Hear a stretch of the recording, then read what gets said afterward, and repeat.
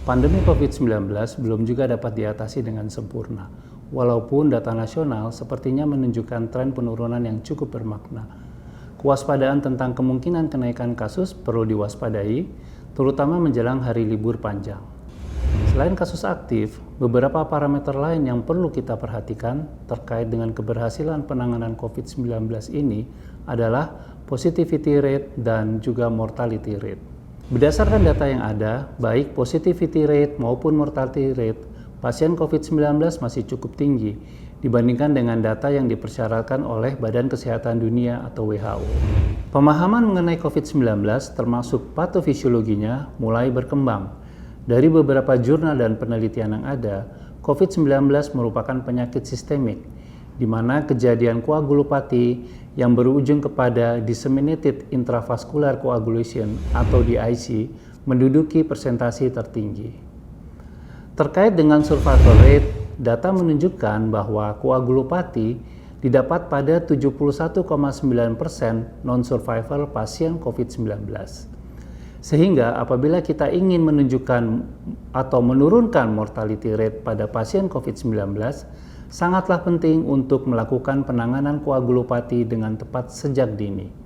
Semakin dini tata laksana koagulopati dilakukan, semakin baik pula outcome atau luaran pengobatan pasien COVID-19. Peran dokter spesialis paru sebagai salah satu garda terdepan penanganan COVID-19 untuk menurunkan mortality rate ini sangatlah besar.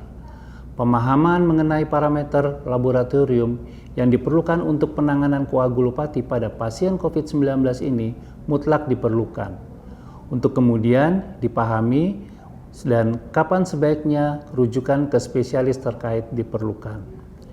Jika sebelumnya kita melakukan stratifikasi risiko hanya berdasarkan gejala klinis saja, maka berdasarkan rekomendasi ISTH, parameter hemostasis perlu digunakan untuk menentukan stratifikasi risiko pada pasien tanpa gejala. Peningkatan D-dimer 2 kali dari nilai cut-off merupakan indikasi bahwa pasien perlu dirawat dan mendapatkan antikoagulan, walaupun pada saat itu pasien COVID-19 merupakan pasien tanpa gejala. Pemberian antikoagulan dapat merujuk pada panduan yang berlaku mengenai pemberian antikoagulan profilaksis pada pasien COVID-19 yang dirawat di rumah sakit yang perlu diawasi oleh sejawat dari penyakit dalam. Selain untuk stratifikasi risiko, parameter hemostasis juga digunakan untuk memonitor outcome atau luaran tata laksana penggunaan antikoagulan. Sehingga secara singkat, parameter hemostasis pada pasien COVID-19 digunakan untuk stratifikasi risiko dan juga pemantauan. Mengingat pentingnya parameter hemostasis pada penanganan COVID-19, pemerintah melalui Kementerian Kesehatan telah memasukkan parameter ini pada pemeriksaan yang wajib dilakukan pada seluruh pasien COVID-19. Penanganan COVID-19 merupakan pekerjaan bersama lintas spesialis.